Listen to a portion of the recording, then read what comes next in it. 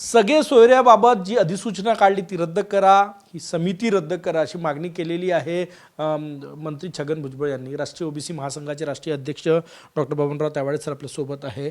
Sir, काल भुजबळांची जी पत्रकार परिषद झाली त्यावर राष्ट्रीय ओबीसी महासंघाचे अध्यक्ष म्हणून तुमची काय भूमिका आहे?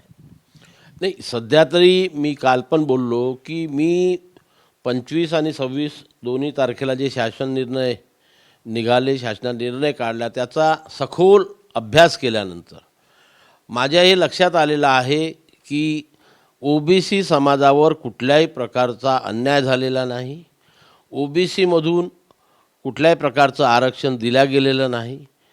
ज्या काही बाऊ या ठिकाणी 54 लाख 57 लाख 54 लाख 57 लाखाचा केला गेला, मी जाहीररित्या 1 महिन्यापासून बोलतो, मी आता आज काही बोलत नाही, जी आर निघाल्यावर त्याच्या आधीपासून बोलतो आहे की ज्या नोंदी सापडल्यात त्यामध्ये 99.5% किंवा त्यापेक्षा जास्त 99.99% ह्या जुन्याच नोंदी आहे आणि त्याच्यामुळे सध्या या आमच्या ओबीसीच्या आरक्षणातनं कुठलंही आरक्षण दिलेलं नाही।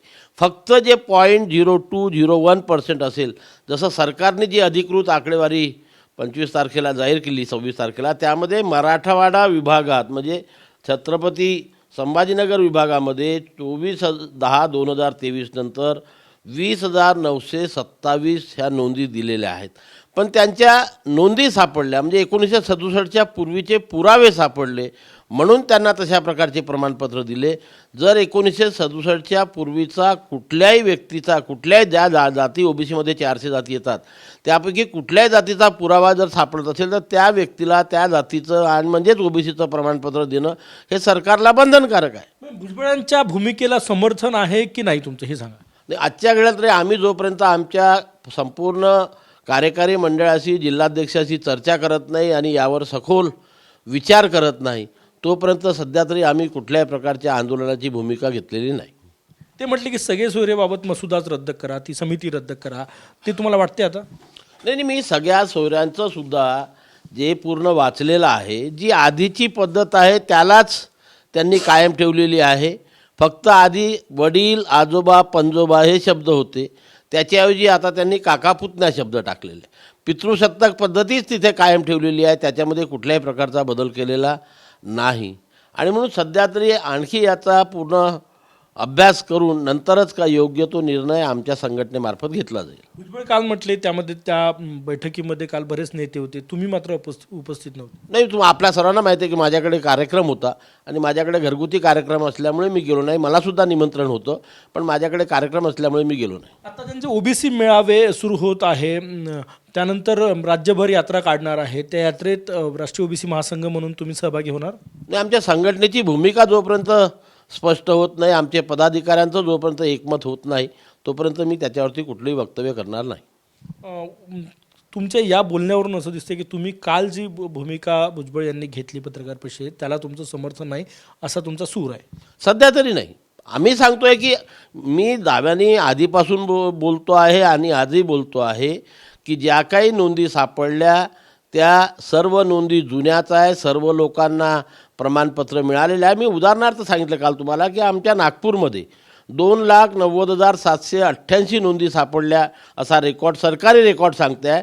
त्यापैकी 2,72,898 लोकांना आतापर्यंत प्रमाणपत्र निर्गमित करण्यात आले। हे जुनेच आहे, नवीन कुठे आहे? 22/10/2023च्या नंतर जर एवढे दिले असते तर आम्ही आक्षेप घेतला असता। हे जुनेच आहे, ज्याचा लाभ आमचे हे सर्व 2,72,898 लोक च्या वडिलांनी, त्यांच्या मुलांनी, त्यांच्या नातवाडांनी घेतलेला आहे। मग जुने जे निर्गमित झाले हे आकडे सरकार देत असेल त्याच्यावर आधी आपण आक्षेप घेत असेल तर मी त्याच्याशी सहमत नाही। अहमदनगरला त्यांची सभा आहे ओबीसींची, तुम्ही यापूर्वी भुजबळांच्या मंचावर गेले, आत्ता पण त्या सभेत जाणार आहात का तुम्ही?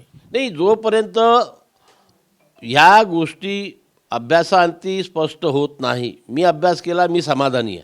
त्याच्यामुळे आता विरोध कशाला हे आम्ही जोपर्यंत ठरवत नाही तोपर्यंत तरी अजूनपर्यंत काही निश्चित केलेलं नाही। भुजबळ म्हटले ओबीसीचे वाटेकरी वाढणार, मग आरक्षणाचा जो फायदा होतोय ओबीसीला तो कमी होणार? नाही, मी तेच म्हटलं त्याच्याकरता अभ्यास करून कसे वाढणार। जर ह्या 37 लाख 38 लाख 97 हजार लोकांचे नवीन प्रमाणपत्र असते, नवीन, तर म्हटलं असतं की वाटेकरी वाढले।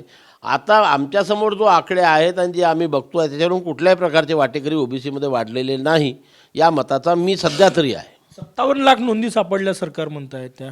हो, तर 57 लाख नोंदी मी सांगतो ना. हे बघा, आतापर्यंत जी पद्धत आहे त्या पद्धतीप्रमाणे आजोबा, पणजोबा, वडील या तिघांपैकी, ज्याला पितृसत्ताक पद्धती म्हणतात, त्यामध्ये तिघांपैकी कोणाच्याही महसुली किंवा शैक्षणिक दस्तऐवजावर कुणबी जातीची नोंद असेल, मराठा कुणबी असेल किंवा कुणबी मराठा असेल, त्याला ते तशा प्रकारचं जातीचं म्हणजेच ओबीसीचं प्रमाणपत्र मिळत होतं आणि त्याच्या आधारे ओबीसीचे सर्व लाभ तिथे मिळत होते. ह्या ज्या नोंदी शोधून काढलेल्या आहेत ह्या 1967च्या आधीच्या सर्व नोंदी आहे.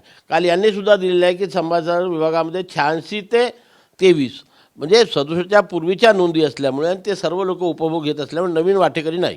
परवा महाराष्ट्र सरकारने, मुख्यमंत्र्यांनी जरांगे पाटलांना जे JR सुपूर्द केले, जी माहिती दिली, त्याला तुमचं समर्थन आहे, भुजबळांच्या भूमिकेला समर्थन नाही?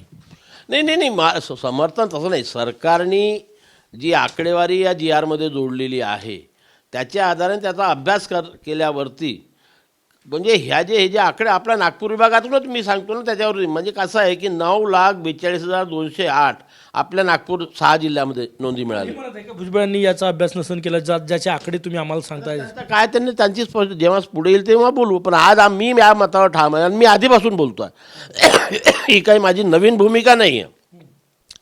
मी यापूर्वी जेव्हा सभेमध्ये सुद्धा बोललो आणि आपल्या मीडियासमोर सुद्धा बोललो की ज्या काही नोंदी सापडलेल्या आहेत त्याच्यामध्ये 99.5% वर ह्या जुन्याच नोंदी आहे, नवीन नाही. त्याच्यामुळे ओबीसीच्या आरक्षणाला कुठलाही धक्का लागत नाही. समजा पुन्हा काही वेगळा निर्णय झाला, धक्का लागला, तर तुम्ही भुजबळांसोबत खांद्याला खांदा मिळवून ओबीसीसाठी मैदानात उतरणार? नक्कीच.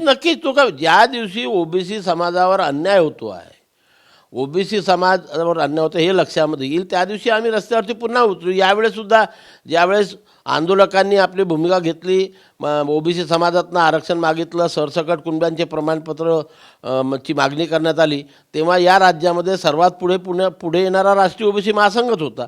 राष्ट्रीय ओबीसी महासंघानेच या राज्यामध्ये चळवळ सुरू केली, सरकारला धारेवरती धरला आणि सरकारला चर्चा करण्याकरता बाध्य करून आम्ही आमच्या मागण्या मान्य करून घेतल्या. ज्या मागण्या मान्य झाल्या किंवा जे त्यांनी आश्वासन दिलं होतं त्याच्यावरती सरकार आजही ठाम आहे असं मला वाटतं. माझा शेवटचा प्रश्न हा आहे की आता जे सरकारनं निर्णय घेतला त्यानुसार ओबीसीवर अन्याय होत नाही असं तुम्हाला म्हणायचं आहे? मी तर आजच्या अभ्यासांती मी जो अभ्यास केला त्याप्रमाणे ओबीसीवर कुठलाही अन्याय झालेला नाही, हे मी जबाबदारीपूर्वक कुठेही सांगू शकतो. खूप खूप धन्यवाद. कॅमेरामॅन सचिन सयामसह गजानन माटे, TV9 मराठी, नागपूर.